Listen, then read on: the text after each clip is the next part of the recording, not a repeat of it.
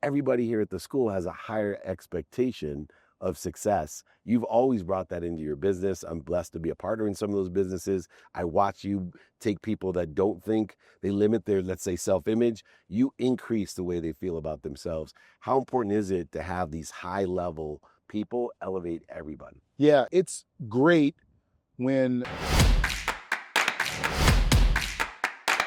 Welcome to Entrepreneurs, the Playbook. I have one of my best friends, but more importantly, a hero to so many from my hometown of San Diego, my second hometown of New Orleans.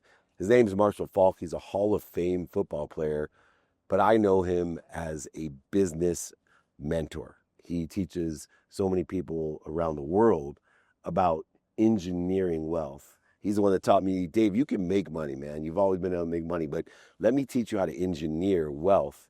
And Marshall's been leading the charge as a coach, a mentor, and a teacher to so many people to empower them with not just economic wealth, but engineering wealth in general.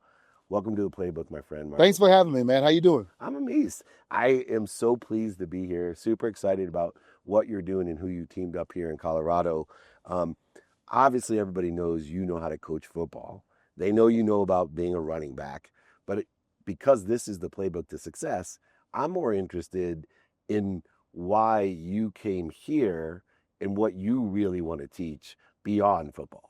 Yeah, when I saw, Dave, where the game was going, in the sense that once the whole NIL deal took place, and these kids now they're coming into all of this money, I believe now even more than ever, these kids understanding exactly the importance of life now, the lessons that we learn in college, how these things can really help us in life after college or after ball. So you got to decide when to catch them and when is it best.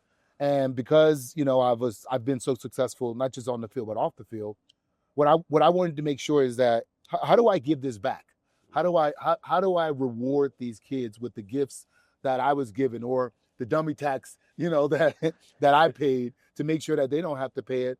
And in order to do so, I could travel around and speak, but I think I have a greater impact when I'm in the building. You take jobs from me, so you stay here. I'll continue to travel out and speak. And I was thinking that. Thinking that I could have a greater impact. We got 104 kids in this locker room. Yeah. And everybody's not going to make it to the league. Most of them are going to be successful, but how can we make sure that their success continues on, or that their success continues to produce success? And being in the locker room, being around them, being able to have those conversations. And what I love, I'm gonna tell you what I love. It's not the kids that I approach; it's the kids that approach me. Nice. The ones that's like they went on social media, they've looked me up, they see what I've done.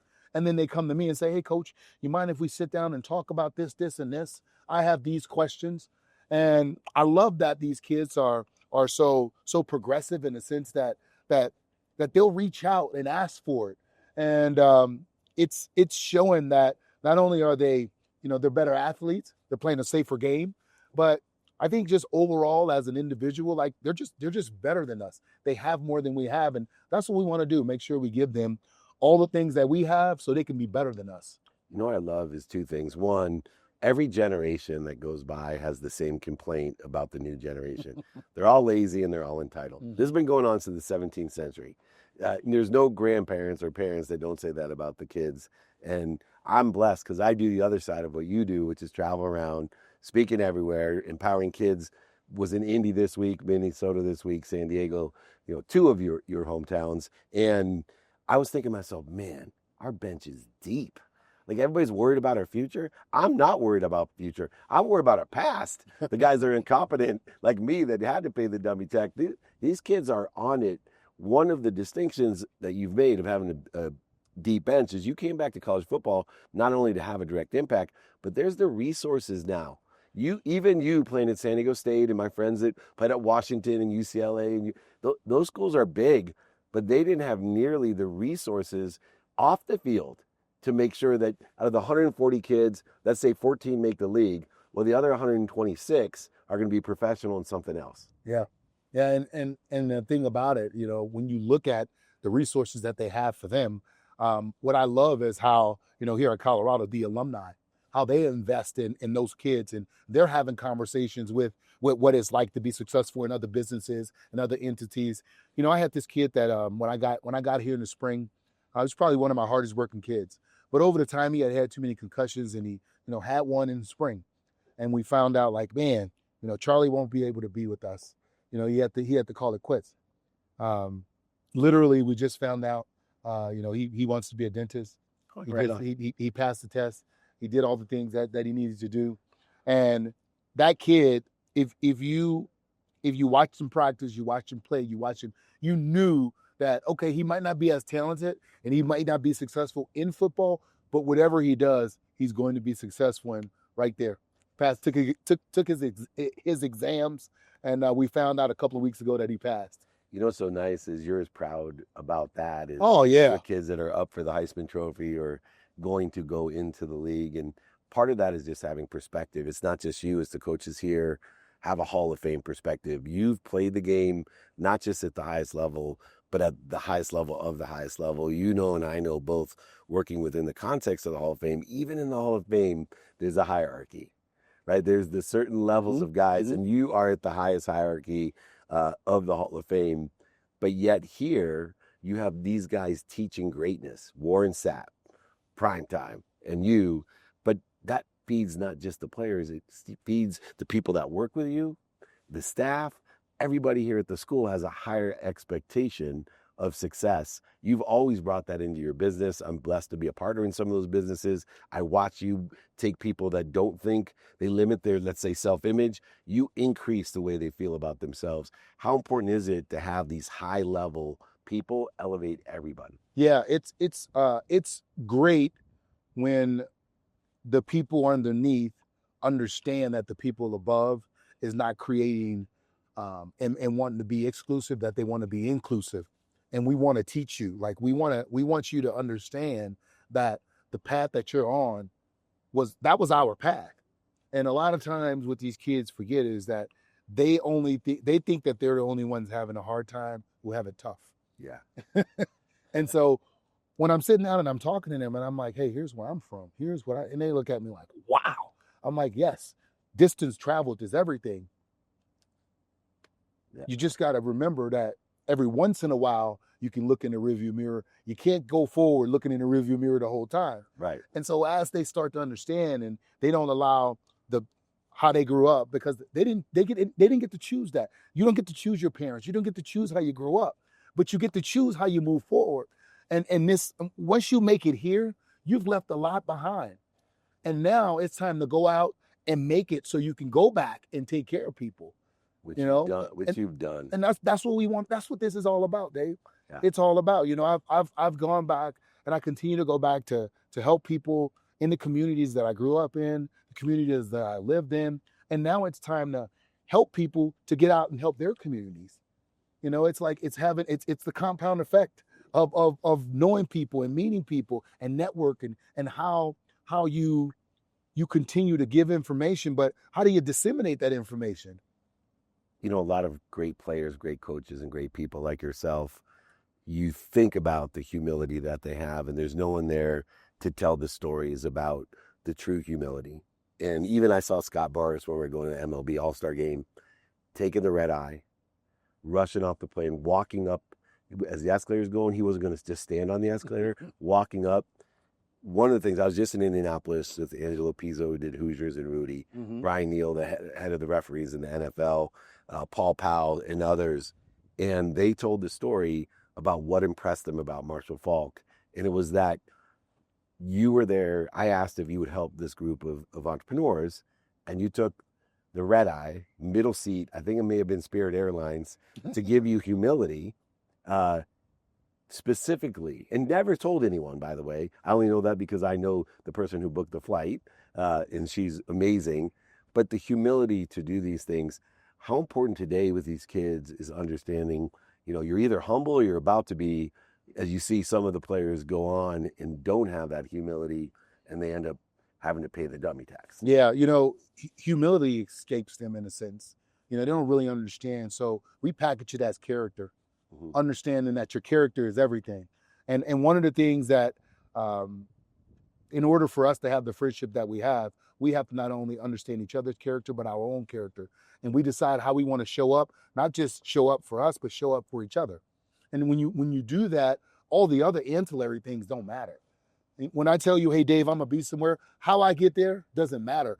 But getting there is the most important part. Now, do I want to arrive there in luxury and class? Yes. You're right. But I'm not going to, but my word is more than how I get there and all the things that go on. And so showing up for people is people don't understand that your character means your word and you living in your word. And when I say I'm going to do something, listen, I'm going to do it. Yeah. I'm going to do it. Whether I want to do it or not, doesn't matter. I am going to do it. And that's these kids, what they have to learn is that element of your character, it doesn't go away. And it's hard to change. It's hard to change because once you can't trust you, meaning your word don't mean much to you, then how can someone else? Speaking of character, times change, people change, expectations same. One of the issues about being older is that things that were acceptable when I was young are absolutely not acceptable today. And sometimes, and our friends on TV, our friends that are in the, sometimes you just don't know what you don't know. That's it. And you say things and you don't know that word meant what it even meant. And one of the things as a leader in business that I have difficulty is, I grew up in an era where, grabbing a face mask was okay, even shaking a head, which is really dangerous for the brain, by the way, they found out. Now we know. And then screaming and humiliating, players was okay. But I think there's been a problem that I see in business and in sports that it's gone too far in the respect that we're afraid to push. I watched Miracle on Ice on the way, and I love the scene where it's like, again. Look, they're just skating on the ice. Yeah. And yes, some kids threw up, but there was a doctor there. It wasn't like someone's going to die. It was on the ice. It wasn't, nobody's lacking water. But that's just not going to happen. Excuse my language today. Where's your line as far as how you push kids to be their best? I push as hard as I need to, but the understanding is I'm here to make you better. Mm-hmm. And what I do is I make sure that they know before I start pushing them, I care about you. Yeah. And when I'm talking to you, I'm attacking a problem. I'm not attacking you as a person. If you want to get better, you have to understand that I am trying to solve a bigger problem. This isn't about you, the person. And most of these kids are sensitive and they're soft. Yeah. And because of that, you can't coach them hard. And me as a parent, we are to blame for that. Right. Because how I grew up was how I grew up. And I think about it sometimes. My kids get tired of me saying it to them. I wish you grew up the way I grew up. And my son always says, Dad, you took care of that for us. You made sure we did it. Right. Thank you. Yeah, right. I got a son like that too. we are making our kids what they are because the tough times that actually made us who we are, we don't dare have them go through that because we saw a lot of people around us not make it. Yeah. So although we want that for them, we're scared of that for them as well. But I coach hard, man. I coach hard. I coach the group. I coach the individual. But I make sure they know that I'm coming from a place that I care about you. Yeah. And if you think I'm wrong now, down the road, keep my number. And to finish up, preparation is really important to me. I talk about consistent, persistent, my potential. I believe everyday preparation and attention and intention equals these coincidences in our lives. And I found that from Warren Moon to you to Troy Aikman, other people that I've been around, that they don't know the story about the preparation side of it. And I believe that Delta, there's a lot of guys that had more talent than you. It's like Ray Lewis. I always tell him, man, there's plenty of guys that are stronger and faster than you, but it was the preparation that made the difference to make you the greatest of all time. And I know Warren, 6 years in Canada, spent most of the time just preparing to get in the league. How much in your life do you attribute football to learning what that really means to prepare? All of it, but literally. Football was my life at one point in time, and understanding and knowing after those 4 or 5 games, knowing what to put into the game, it's like I get asked, what amount you put into the game? Everything. Right. Everything. because I'm never getting everything back, but I'm gonna get the most I can. If I put everything, I'm gonna get the most return I can. But if I put 100, the most I can get is 100. Right. And what if I need more? What if the game go into the 5th quarter? What if we're in overtime? I gave 100 and we're in overtime. So this game has taught me so much, not just about how to play it and be successful, but how to be successful in life. And how to deal with not just your successes, but your failures and the things that you go through. You know, one I always tell people, and Coach Prime and I, we were having this conversation. One of the worst feelings in the world is to fumble that football and to be laying on the ground and somebody laying on top of you and it's right there and you can't get it. Yeah. You cannot get it. It is one of the most humbling feelings. And immediately you start thinking about, why didn't I protect it more? Why wasn't I carrying it more? Why couldn't I have done more? And therein lies always do the most. So you never have to, so you're never in question. So anytime I put the ball on the carpet, I already knew. I was like, I was doing the most. The other guy gets paid to do a job too. You're right. And every once in a while, he's going to win.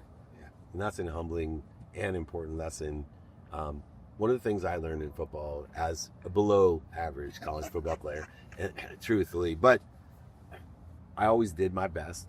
I tried to learn like you, because I'm going to make mistakes. I was a punt returner. I fumbled, had the same exact experience. Rules were even different, so people could really lay into you. Mm-hmm. And the most important thing I learned was to learn to love what I didn't like or love about football, to have and still have fun. And you at least were a superstar. You could imagine sitting most of your college career on a bench and loving the game so much, but you had to learn to love film, right? All this stuff. Yeah. And for you in life, you know, even being married, kids, all the things we've experienced, you know, my wife hates it when I say it, but man, I have to learn to love what I don't like or love about the love of my life. Yeah. And my kids, by the way. I love my kids like you, but man, I don't like and love everything about those kids. Yeah. Yeah. How much should kids today that are on your team and out there in business, life, personal relationships really understand that life isn't easy, but you do give meaning to what you see? If you look in the rearview mirror, the meaning of that past should be aligned with where you're going, not stopping you from where you're going. For you, how much has that attributed to your success? Oh, it's everything, Dave. Literally. And I had to learn. I love playing. I love Sundays. I love games. You got to love practice. You got to love the process is what we call it. Yeah. Most of us, we love how we feel. We love when we score. We love when we win. But I love the process. Like I love when the game starts, before the game ends, the process of what it takes to get the job done. Even with your kids, we love having kids. You know, it's like, oh, it's good, it's great to have kids, but do you love the process of raising them? Because that's where it matters. And I tell these kids, I'm like, man, fall in love with the process. Like, you want to be great, fall in love with the process of becoming great. If you fall in love with the process, then when you make it or you become great, then you can compete with yourself. If you only fall in love with getting there, when you get there, you're gonna be like, okay, I'm here. Now what? Empty. That's it. Right. But when you fall in love with the process, it's like, okay, I'm great. Let me go back. Let me redo it. It's the process. It's the process that allows you to maintain success. Talent and all that'll get you to success, but falling in love with the process, it allows you to maintain success. Well, you have helped me in my career to learn to love the process, but also teaching me the dummy tactics that you've understood, the humility that you have. But I will tell you this, if you want to come play at a school, if you want to play football, there's one reason I come here. If I had the talent to come here, it's because these coaches here will show up for you. And they will love you, they'll be proud of you, but most importantly, you don't see this everywhere, they have your back on and off the field. And they only want the best for you. They'll bring out the best by doing so. And Marshall Faulk, I know off the field for me, has been a great coach, teacher, and mentor.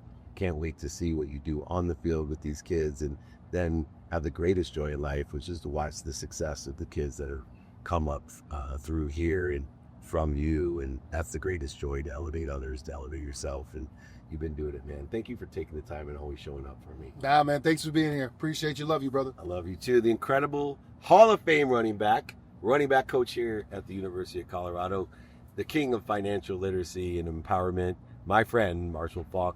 Thanks for joining me. This is Dave Meltzer with Entrepreneurs, the Playbook.